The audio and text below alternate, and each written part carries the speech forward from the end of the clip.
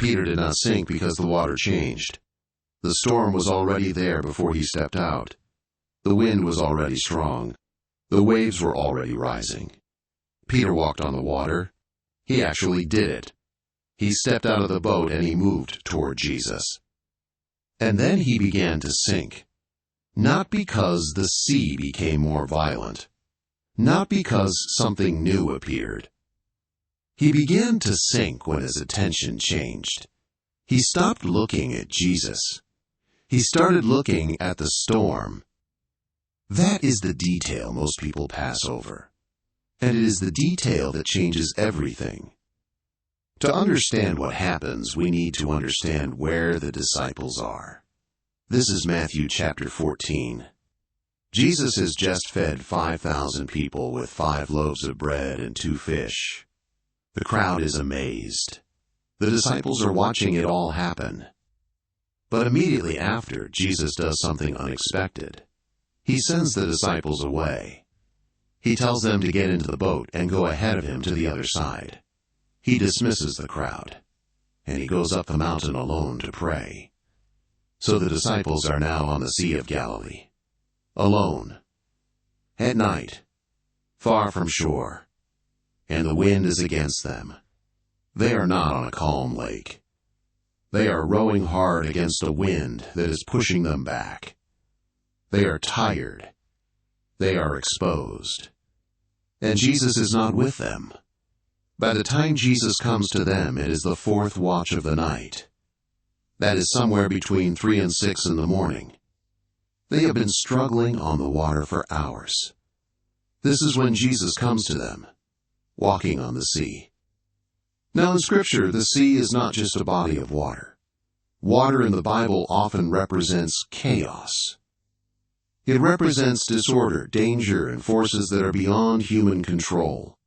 In Genesis, the deep existed before creation. The Spirit hovered over the face of the waters. The sea in Scripture is the unformed, the untamed, the threatening. Throughout the Old Testament, Israel's God is the one who rules over the sea, who sets its boundaries, who walks on the waves. In the book of Job, God asks, "Who shut in the sea with doors when it burst out from the womb?" In the Psalms, God's path is described as through the sea, his way through the great waters. This is the language that the disciples would have known. And now here is Jesus, walking on water, not calming it from a distance, not stopping it, walking over it. He is moving through the chaos as if it does not hold him. But the disciples do not recognize him. When they see a figure moving on the water in the dark, they are terrified. They think they are seeing a ghost. This is worth pausing on. They have already seen Jesus heal people. They have just watched him feed 5,000. And still, when they see something that defies their understanding, their first conclusion is not Jesus. Their first conclusion is fear. That is how fear works. It does not wait for the facts. It fills in the space with the worst possibility. But then Jesus speaks. 3 short sentences. Take heart. It is I. Do not be afraid. In the original Greek, the phrase translated as "it is I" is ego eimi. It is the same phrase used throughout the Gospel of John for the great I am statements. I am the bread of life. I am the light of the world. I am the way, the truth, and the life. When Jesus says, "It is I" to the terrified disciples on the water at night, he is not just identifying himself. He is saying, the one who walks on chaos is here. You are not alone in this. Peter hears the voice, and he says something remarkable. "Lord, if it is you, command me to come to you on the water." Some read this as doubt, but notice the structure. Peter is not saying he does not believe it is Jesus. He is asking for a command. He is asking for a word from Jesus to stand on. and Jesus gives it. Come. One word. Peter gets out of the boat. He steps onto the water, and he walks. This is not a detail to rush past. Peter walks on the water. The same water the disciples are afraid of. The same wind that has been pushing them back for hours. Peter is standing on top of it, moving toward Jesus. Faith in this moment is not a feeling. It is a direction. It is movement toward the one who called. Then the text says, Peter saw the wind. That phrase is carefully chosen. He did not feel new wind. He saw the wind. He became aware of the conditions around him. He shifted his attention. And he was afraid. And he began to sink. This is the heart of the story. The wind was already there when Peter stepped out. The waves were already moving. The danger was present from the beginning. What changed was not the storm. What changed was where Peter's eyes were pointed. When Peter was looking at Jesus, he was walking. When Peter looked at the storm, he was sinking. The chaos did not increase. The attention shifted. Peter cries out, Lord, save me. 3 words. No elaboration. No explanation. Just a cry.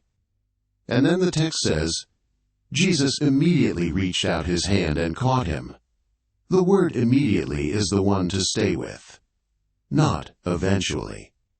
Not after a lesson. Not after Peter had sunk far enough to understand the point. Immediately. Peter was not left to sink all the way. Jesus reached out before he went under. And then Jesus says, O you of little faith, why did you doubt? This is not a harsh condemnation. In the Greek, the word translated as little faith is oligopistos. It was a word Jesus used specifically for his disciples, for people who believed, but whose belief was fragile under pressure. The question is not an accusation. It is an invitation to look back at what just happened. You were walking. What changed? When they get into the boat, the wind ceases, and the disciples worship him. They say, Truly you are the Son of God, not because of the water walking alone, but because of all of it together.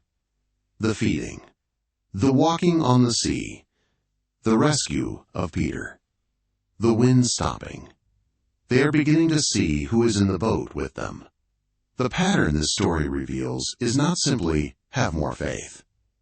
That is too vague. It does not describe what happened to Peter. The pattern is attention. Faith moved Peter toward Jesus across water that should have been impossible. Fear began the moment Peter's gaze moved from Jesus to the storm. The storm did not win. The distraction did. This story fits inside a much longer pattern in Scripture. In Genesis, the Spirit of God moves over the face of the deep before creation begins. The chaos exists, and God speaks into it. When Israel escapes from Egypt, they pass through the Red Sea on dry ground. They walk through water that should have consumed them. The same water swallows their pursuers. When Jesus calms the storm in an earlier chapter, the disciples ask, What kind of man is this, that even the winds and the sea obey him? And in baptism, the imagery of passing through water into new life carries the same pattern. The chaos is not avoided. It is passed through. In all of these, the sea is not where life is destroyed. It is where deliverance happens. But only when you are moving toward the right thing. Many people assume that sinking is proof that the storm is winning. But this story shows something different.